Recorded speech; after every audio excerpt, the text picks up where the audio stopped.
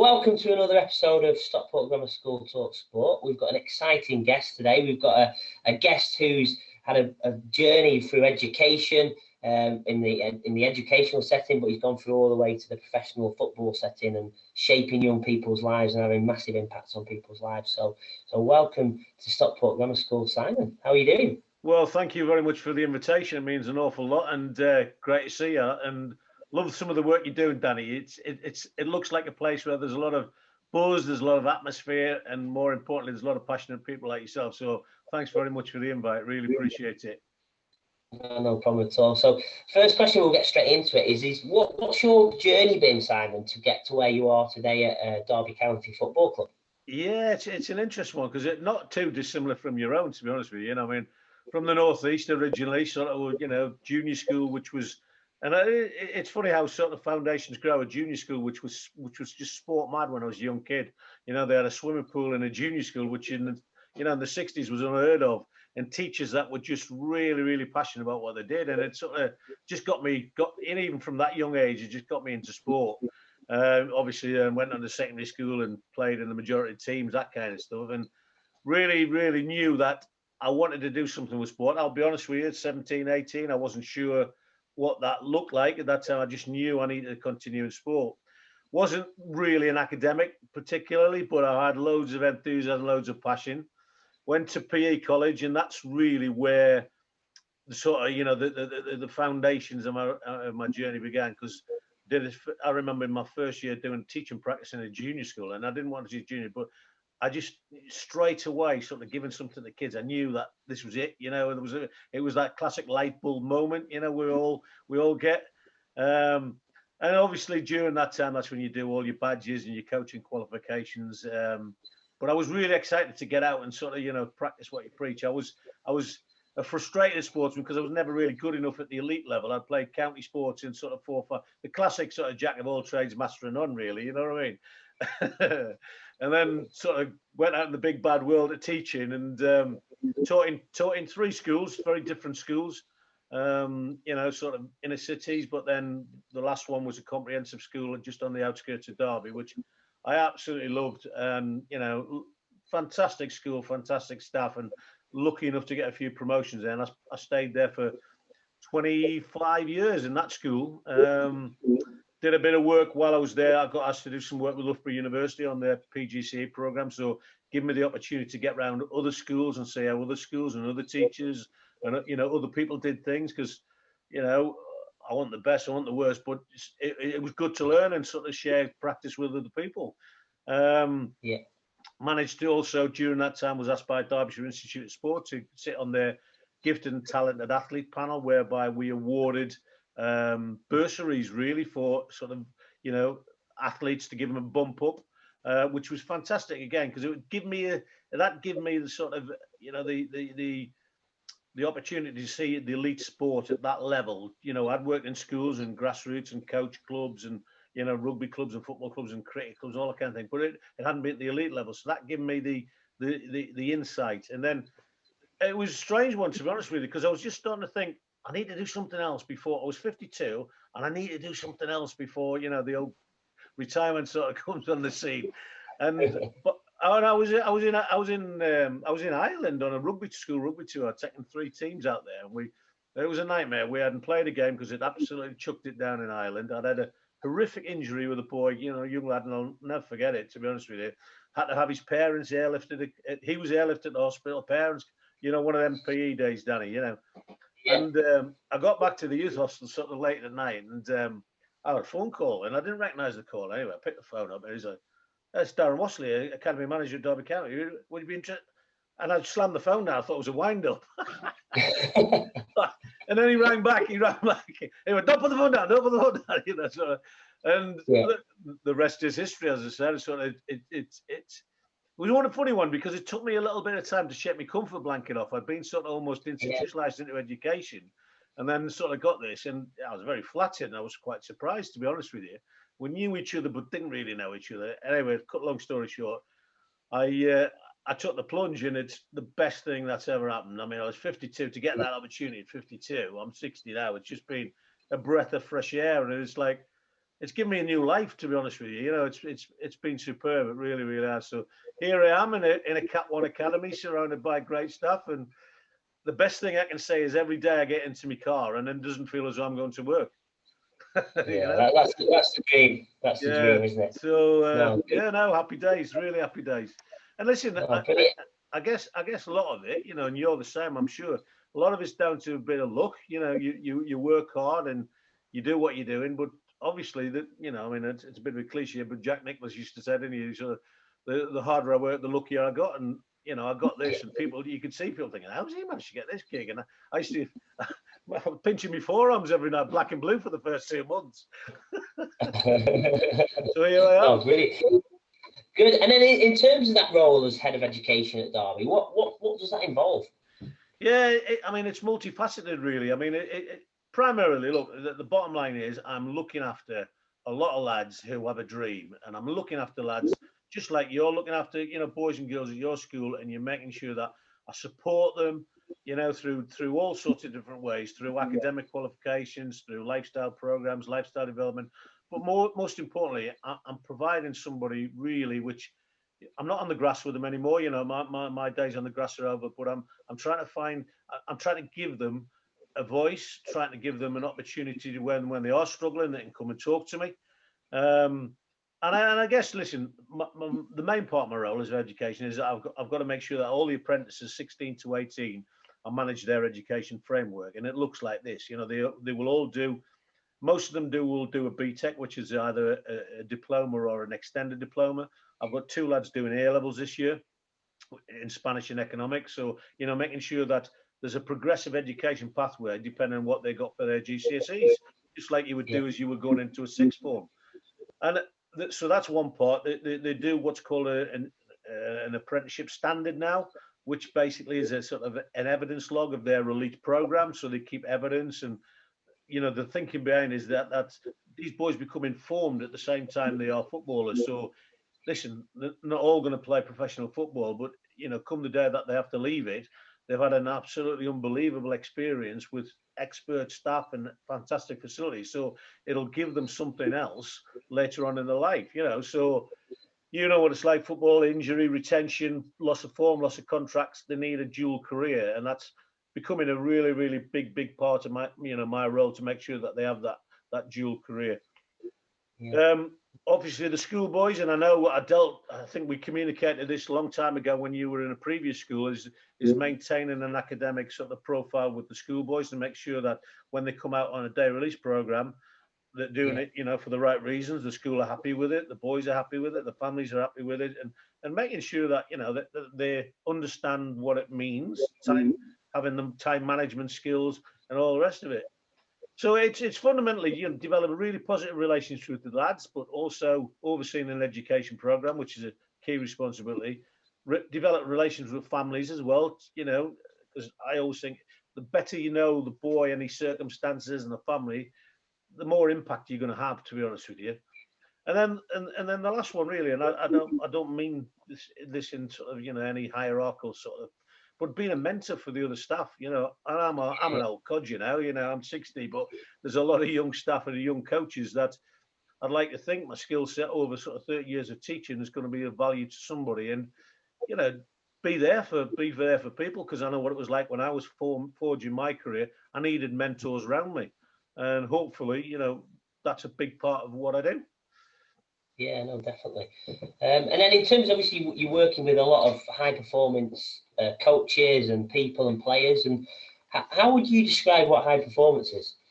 I think this is a great question. I think a really, really good question. And I think it's creating an environment whereby you have expertise, but also, you know, expertise in terms of the staff that you've got and the facilities you've got. But fundamentally, it is about the people that are delivering those messages. And I think what we're trying to do, particularly at Derby, is what we're trying to do is give the boys the platform, give the players the platform. But at the same time, what we've got to do is give that independent sort of creative thinking skills, whereby we can put everything on a plate, but they've got to come and grasp it. You know, we want them to make the decision. Sometimes they won't be the right decision; they'll make mistakes. But you know, failure is part of a high performance sort of scenario. So it's creating that environment, but giving them the skill set and giving them, you know, the opportunity where you're surrounded by. And listen, I've learned so much in the 8 or 9 years I've been there, and I'm in awe sometimes of the staff, you know, in sports science and coaching. They are unbelievably talented and knowledgeable about what they do. But then I guess it's coming together as a multidisciplinary staff. You know, they've got a skill set I haven't got, but I'm sure they'll look at me and say, he's got a skill set that we haven't got. So the player is in the center of that sort of, you know, that Venn diagram, if you like, and where all the support networks around him. And the joy is to see the way that all the different departments really, really, really switch on to that player in the middle, and we all have a part to play in that you know, that cog, that wheel. And I guess that's it for me in terms of high performance. That sort of shared belief of us all of staff in terms of what we're there for, and the bits that we can bring to that player or that person. And in terms of high performance, I believe there's a culture that helps that. And what's the culture like at Derby County, and what does culture mean there? Yeah, you know what? Again, and I'll chuck the question back to you for a minute, and you will have visited hundreds and hundreds of schools, I'm sure, in your career. Yeah.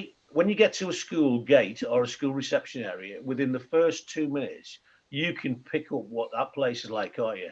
You get a buzz. You know how the receptionist welcomes you. What do the corridors look like? Is there artwork around? Is it? And similarly, the first time I went into the club, you know, for a chat about this role, I sort of walked in and I was like, wow, what? You know, I just kind of got it. It was like something in the pit of my stomach. And listen, that doesn't happen overnight. That's got to be created. And I think I sent you something which our mantra, it's very, very simple mantra. And I'm not one for all Americanisms all around the corridors with sort of slogans that don't mean anything, because I believe that you've got to live what you've got to live it. And we have a simple one called talent alone is not enough. And that is not just for the players, that's for the staff as well. As that, look, I'm fortunate to get there, but I'm never, ever complacent enough to think, well, that's it for life. Because, you know, I've got to perform at a level which is, not obviously Derby County standards, but to my own standards. So I think it's creating, again, I mean, and I think the academy manager, Darren Wassell's done an unbelievable job. And I think over a period of time, he had a vision, he had a passion and a philosophy of what he wanted to create. And I think he's gone out and he's recruited staff who were on the same page. So, you know, we have a shared, you know, you talk about culture, we've got a shared vision, but we're honest, we're transparent. You know, we win together, we lose together. And I think, you know, that's it. And you can never stop with it. You've got to keep plugging away at it all the time, you know. And sometimes if the lads or certain staff fall below those sort of that culture, then you've got to remind them of it. You know, I always remember when I started teaching, my old man said to me, he said, make sure you talk to the caretaker and the cleaner and the kitchen staff the same ways you speak to your head teacher. And it's something that stuck with me all through my life. Do you know what I mean? And that's it in a nutshell. You know, that's a culture for me in terms of treating others that you know how you want to be treated. No, you're right. It's so big about people, isn't it? And for me, absolutely. It's about you being the best version of yourself every day if you can. And obviously, you're not going to do it every day, but being an 8 out of 10 if you can every day, and treating people like people. And I think that's what it comes down to. And listen, and you know, listen to people. You know, sometimes the best advice is just to sit there and listen for half an hour. And if somebody wants to come and talk, then you know, just listen to them, because they're obviously desperate for that voice and that platform, aren't they? You know. Yeah, no. Somebody said to me the other day. Actually, said the art is being not interesting, but be interested. Yeah. In others, and if you do that, and that's really. I'll blow your trumpet here a little bit, because listen, you know, the way we connected through LinkedIn and whatever, and you've gone obviously very proactively to sort of develop and sort of seek out. And I just sent you and said, "Hey, come on, we'll have a chat." Never met you in a million years, but then you took the time out of your day, I took the time out of my day, and we just had a 15-minute conversation, you know, sort of over FaceTime. And there was a kindred spirit between, you know, you're a younger version of me that's got, you know, personality, and you love teaching. And I think you'll end up as something like this, you know. So people are fascinating, I tell you. People are fascinating.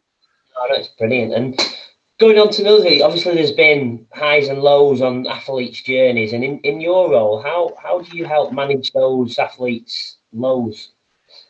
Yeah, I mean, it's a fascinating one, and again, I'm privileged, you see, because I get to know all the boys when they start at 9, and I get to know the families as much as I possibly can. The hybrid program, in terms of the day release, starts at 12, so we've got access to them from 12, and they do quite an extensive day, and we really go way beyond to get to know them inside out. And I think what I mean by, you'll see where I come to with the highs and lows, it's educating early in terms of not focusing purely on the destination, but enjoy the journey that they're on, right? And listen, being honest and transparent with parents and the boys, saying, this is the journey you're on the biggest roller coaster in the world, it's football. And enjoy the highs and enjoy the cups and the trophies and visits abroad and all the rest of it. But, sort of, there are going to be times, whether it's either loss of form or not in the team. And I think what I try to do in that is make sure that I'm transparent with the journey, but also make sure there are no surprises, And I think the best day and the worst day in this job, it's a bit like when, the best day and the worst day in teaching is when you come on an exams day and you see the kids that have done worked hard really well, and they've got what they deserve, and they're jumping down the corridor and hugging each other. It's the best day ever, isn't it, in teaching?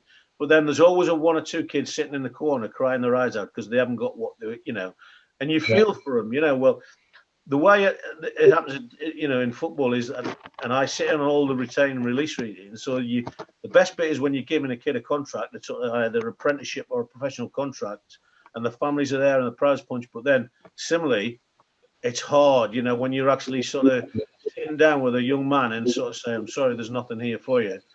And I think a few years ago, 5-6 years ago, it was quite brutal the way it was done. We've worked really hard to make sure that that isn't the case. And so I guess the boy will know that that's coming, and if we're doing it right, but then kicking in straight away with the support mechanisms around the release sort of program, the release sort of situation. Straight away. Now we now have a player care manager. He kicks in, he's in the interview. The next day there's a phone call. The following day, give him a bit of time to sort of let the dust settle. But then, right, other clubs, other pathways. It might be university. It might be retraining. So, and again, that's down to, I think that's down to relationships, forming honest relationships, making sure you trust the players, but also making sure that the players and the families trust you. Yeah. And listen, I could talk about, we have a psychologist, a club psychologist, and there's lots of workshops around mental toughness and resilience and all the rest of it. But, these are young kids, and with all that sort of training in the world, it's hard, isn't it, when somebody's shattering your dream, Danny, we've all been there, haven't we? We have indeed, yeah. So it's good. And in terms of a little bit more about personally on you, what's your biggest setback been on your journey, and what did you do to overcome that? Yeah, I mean, when I saw you this question, it's two strands for me. I think there's a personal one and a professional one. Personally, I lost my father when I was just sort of really kicking off in my teaching career. He died suddenly. He was a music teacher, and he was just a brilliant musician, just full of enthusiasm. And hey, look, he's my dad. I worshipped him, and he was actually playing 5-a-side football when he died, right? And I thought, well, if you're going to go, what a way to go! Like, it was either going to be at the piano or playing sport, And he'd beaten me around the tennis court and the badminton court for years and years. So losing him at a time where I was 26 when he tragically died, and I used to use him a lot. I used to ring him, throughout to teaching, because he'd been a teacher, but he was a good guy. He was my dad, and I used to speak to him a lot about, And I have a simple sort of scenario now in my head when I have conflict situations at work, or there's a challenge with a player, or I put my dad hat on. Right, and I know it's a bit, and it's become a bit of a thing in the academy now. They all go, "Oh, he's got his dad hat on." Because I'll go, well, would this be all right for my son or my daughter? Right, and if it is, then it's fine. If it's not, then we shouldn't be doing it. And hey, look, call me what you want, but it kind of works for me, And it's nice to see that some of the other staff have adapted it, And then professionally, I suppose the probably the biggest disappointment. I've been at the second school for 25 years. After about 20 years, I applied for assistant headship, and whether or not it was my own ego or whatever, I expected to get it. There was only internal candidates. I thought it was nailed on, And I'd done my own work, and I'd sort of had a good interview and all of it. And hey, look, long story short, I didn't get it. But what they'd done is they promoted somebody who had been teaching 3 years, and I don't know what, for whatever reason, it was that but I was devastated. I was angry, and it made me think, right, okay, come on, you can't just sit in your laurels here. I love the school and all the rest of it, but I was angry and really sort of annoyed. But then, you know what? 3 months down the line, I thought it's probably the best thing I'd set around, because it sort of gave me the kick up the backside I needed a little bit. Not that I'd got lazy or complacent in my job, but I just sort of think, look, there's more to life out there. And then, funnily enough, it was only about 3 months later that I got the phone call out of the blue. So things happen for a reason, because I think if I'd got that, I probably would have still been there. I wouldn't have had this opportunity. Do you know what I mean?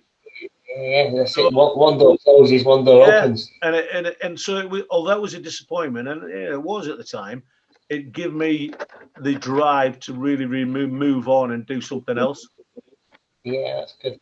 And then on the flip side, obviously, you had lots of accomplishments in your personal and professional life. Which one stands out to you that you're most proud of, and why?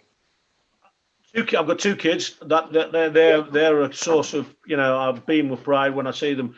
They're both, Jack's 28, Phoebe's 26. Jack works for a charity, travels all around the world doing sort of, great things for people that really need the help. And I'm in awe, of my own son, to be honest with you, and my daughter's doing really, really well. So they're, and I'd get shot here if I didn't sort of say Bev as well, my wife, because she's she's my rock, and she's enabled me to do sort of some of the others, because I've never been in the house. It's probably kept my marriage alive, me being out of the house so much. You know what sport's like. So that, without a shadow of a doubt. I also, when I was teaching, I was involved in a local rugby club. The school, we did a lot of rugby at the school, and there was an old caretaker's bungalow which was lying dormant for a while. I said to them, "What are you doing with that caretaker's bungalow? We can use that." Anyway, we had 35 kids in the club in 2000, just after the World Cup. A year later, through a lot of work from not just me but a lot of people, that became a clubhouse. We went to 250 kids in a year from 35, and what it became a fulcrum of the community in which I lived.